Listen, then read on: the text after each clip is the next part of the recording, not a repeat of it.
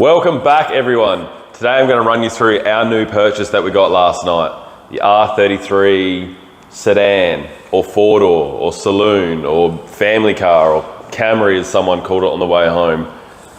Let's get into it. I'll run you around. So the first thing that I should note is that this car has been sitting for a very, very long time. Even on the tyres, the dates are wherever they are, over here.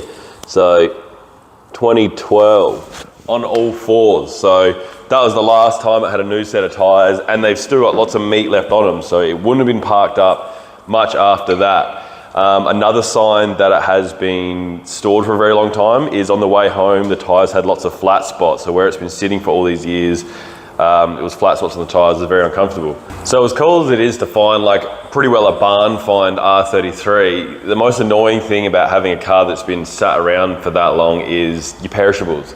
So all the hoses need to be replaced, all the suspension bushes are shot. Cars don't like sitting, so the engine needs a good flush, the coolant didn't look great, but it's been stored for a very long time, which is kind of cool, but we're gonna just give it a birthday, revamp it, do all the perishables, all the bushes, do a lot of mods. So we'll start with the outside. Definitely is very old paint. It has dulled off a fair bit. Nothing a good cut and polish wouldn't fix though.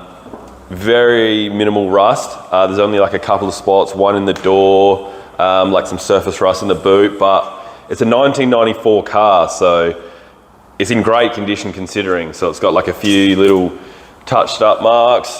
The previous owner took the boot spoiler off, which I've got in the back seat. I want to put it back on. Series 2 tail lights, Type M pods, Type M skirts. I don't know if it was a Type M car. I can check the VIN. I probably should have done that already, but the front bumper's pretty good. Like everything's kind of just chalked off because of over the years, but apparently it was dry stored. It was always in a shed or a garage or something like that. So it's in relatively good condition for the age. There's not many imperfections at all. I think there's one on the quarter here and then just here, but considering the age of the car, it's relatively good. So I guess the plan with the body at this stage will just be cut and polish the entire car. I don't want to mess around with it crazy right now. I wanted it as like a street car, go get the groceries. So cut and polish the whole thing, touch up a few little spots with paint, but eventually maybe a respray, just because we can. But at this stage, cut and polish, do all my perishables, get on the road. Let's have a look at the interior. So I haven't cleaned this out or anything yet. So this is as I've bought it. But as you can see, there's no rips or tears or anything, which is really cool. Oh, all the doors are locked. I think you just do this. Yeah. Central locking. It came with a Viper alarm with a remote, so I'm wondering if it's just the batteries that are fried in it. I do have those trims that came with the car, but as you can see, the door cards are nice. There's my spoiler. The seats are in really good condition. Everything's really tight. The interior was my favorite part because everything's there, complete, working, and it's just very tidy. Like seats are good. It's dirty, so it needs a good shampoo and clean and that, but everything's there, which is cool. All the switches work. I'm not sure if it's had a dash swap. Like I said, I'm not familiar with the R33s too much, but it's got oil pressure instead of a boost gauge, so I don't know if that means it's had an NA dash swap, but it is a factory turbo car, so something weird going on there. Aftermarket stereo, but that stereo is that old, it doesn't even have Bluetooth, it's just aux. That looks horrendous, but we can change that out. Needs a good clean on the inside too, good tidy, but I really like the 90s kind of velour seats, and it just looks comfy. It looks like a comfy old car. So little armrest in here. I should have got that spoiler out before we started. Yeah, gives you a better picture. Cool. All right, let's move to the engine bay. So in the engine bay, we have a RB25 Neo. Now I'm not too sure if it was a factory turbo motor or if it was a NA plus T, but we'll get to that, we'll figure that out. It ran smooth, it just got dynoed before I bought it, all that sort of stuff. So it was in good nick, I just kind of jumped on it, the price was right. So we just got it. But as I was saying earlier with all my rubber perishables, this was a bit of an issue. So because this rubber is so old, it just sucks in. So if you actually try to jump on the throttle, it just sucks that in, and obviously the car dies. So, but yeah, like I said, all these hoses and that are all crusty. Even the coolant line, like the coolant's been flushed, it's actually nice and green, but that's all crusty as. So all the rubber hoses and that are gonna have to be replaced. This needs a whole tidy up because it looks like a bit of a bird's nest. It's a bit of an eyesore. We'll tidy up everything, delete a lot of things, like fix up some wiring issues and stuff like that. But it's a good base. It's a good start. The car's complete, neat. It's exactly what I wanted. It's exactly what I was after. I was in the market for something exactly like this. So I'm very, very happy with my purchase. So it's just got a Boost T and a Power FC, like a Apexi Power FC. I think it's running like 10 PSI. They dynoed it yesterday for me just because it'd been sat for so long. The guy I bought it off was nice enough just to say, hey, look, I'm gonna put it on a dyno, run it up, make sure it's sweet, just so I don't say you a dud. So that was really awesome of him. So I appreciated that. I'll get into the Power FC. So if you don't know what a Power FC is, it's a little hand controller here. And basically, it's like an old school way of tuning your car. So you can do all your fuel ratios and air and all that timing and stuff like that. So it's a bit old school, it's a bit clunky, but it works. And that's probably all I'll run anyway because I'm not going crazy with this car. I just need something to go get my cereal in. So awesome. I love the old button on the top here. It's really cool. We've just got some speedy rims, so I am contemplating which rims to actually buy, so I haven't ordered any yet, but I will be getting a brand new set of rims. R33 turbo brakes, which is good. I think they're new pads, so I may as well do disc and pads while I'm there. So yeah, this is it. So I've already got a set of HSD coilovers I'm gonna put in. I'll do that today. So let's get it up on the hoist. And then we can look underneath it too, I guess. So one thing I did forget to mention is that it did get dynoed last night, but it was restricted by its exhaust. So it looks like it's just a stock exhaust with a muffler on the back. So it only made 170 kilowatts. And then obviously when we gave it a hard time last night, things weren't happy. So it needs a full exhaust system. Obviously I'm just thinking 3-inch with a Varex at the back. That's the combo I like to use. Obviously you can modulate the volume and it just flows really, really nice. So 3-inch exhaust is definitely on the cards, so we'll be doing that shortly too because it's too quiet as it is and it doesn't flow as good as I really want it to. So let's get it on the hoist. As I was saying earlier, it's got this really cool Viper remote with like a remote start and everything, but the battery must be flat because even the little red light doesn't light up. So hopefully I can change the battery and hopefully that works because that would be a really good bonus to have actually a good alarm system on this. And I like that, I'd call it a wank factor that you can remote start your car. So as you can see, it's pretty dusty in here just from sitting around all these years, so could definitely do with a good clean. So I've got these secondhand HSD coilovers. I've never really dealt with HSD before. I've heard good things. I'm usually a BC person, but these are a good deal. They're only 7 kilo springs in the front, 5 on the rear, so it should be a relatively nice, easy, smooth ride because this is a street car after all. But the first thing I'm doing before anything, spoiler, because I'm a huge spoiler fan and I really want to see it back on there. So let's do it.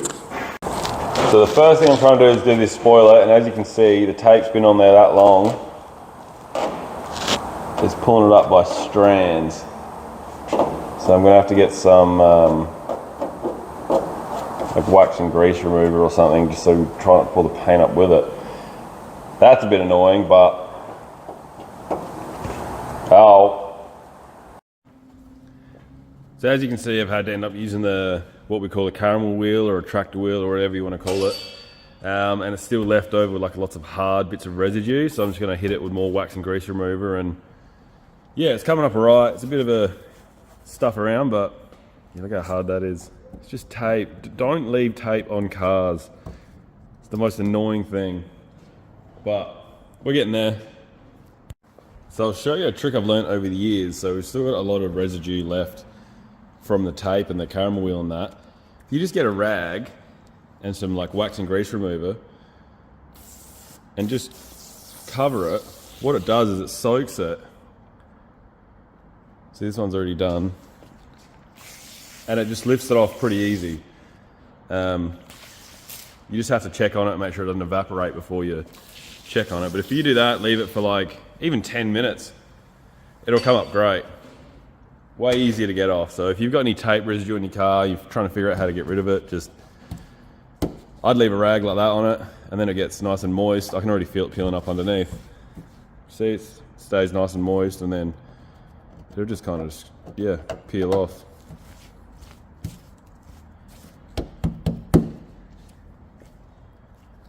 So unfortunately, it's actually missing a couple of clips and seals, so I'll have to take it back off anyway to reseal it, but tell me what you think. I like the spoiler.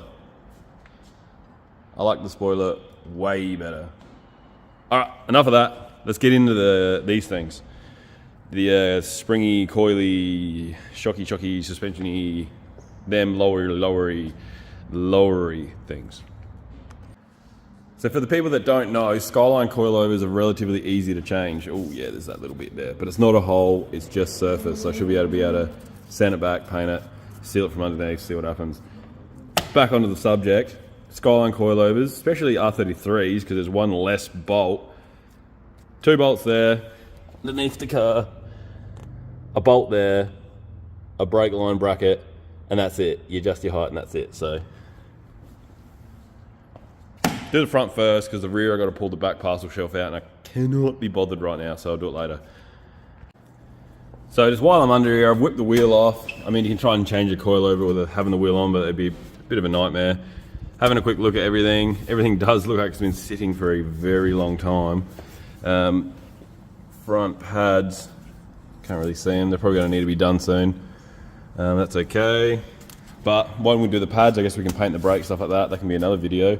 Painting brakes, everyone's done that. That's quite new content, isn't it, painting brakes? But you can see it's just dirty, spider webby, and it's been sitting, and yeah, there's a bit of like this sort of stuff, but for what I want it for, this car's perfect. If I want to screw around, and that's not detrimental, it's just surface. So if I actually wanted to sand it back and paint it, it'd be easy. So good base of a car, like I said, all the bushes are perished.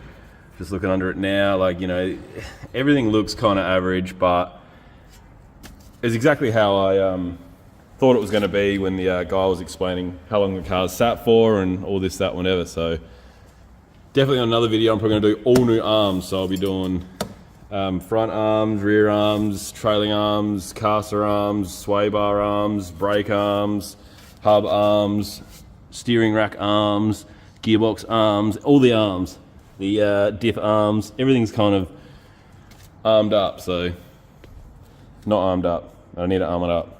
But I'll hyperlapse me changing the coilovers because it's pretty boring, I think. Everyone knows how to change coilovers. Well, if you don't know how to change coilovers, it's pretty simple. But like I said, 3 bolts, brake line.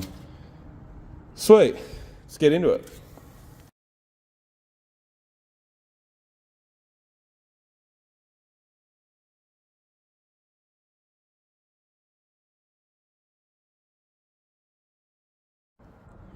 So I've just done the front.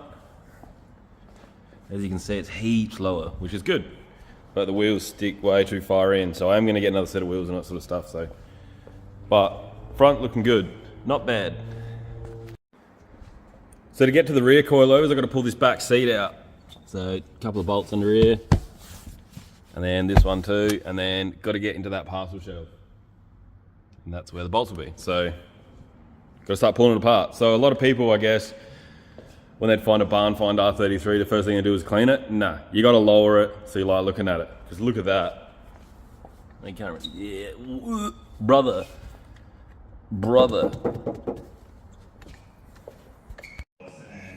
So pull the back seat out, coilover bolts under the ear. So got them loose, and then raise it back up, get that bottom bolt, bang, bang, bang, bang.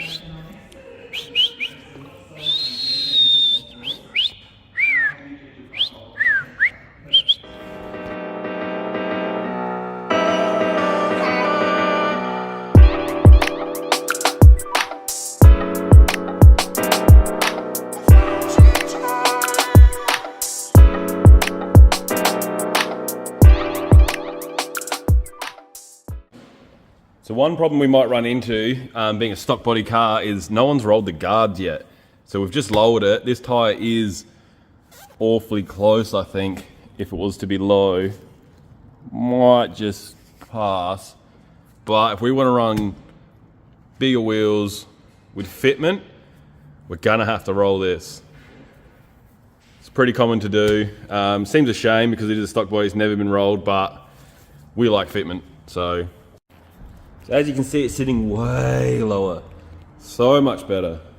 The rear guards did miss just like I thought, which is good. They're sitting way up here anyway, but so much better looking. Basically, the other thing is these are damper adjustable.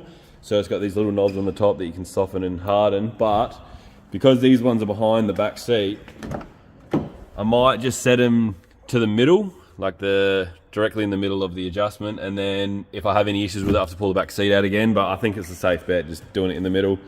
Not too soft, not too hard, bit of Goldilocks just right, but cool, thanks for watching. Next time I reckon I'll clean the whole thing. So I've already polished up those lights, they look heaps better, but it really needs a deep clean. So I reckon cut and polish, shampoo the whole interior and do a full top to bottom clean of this thing and see how we go. Thanks for watching, stay tuned for more.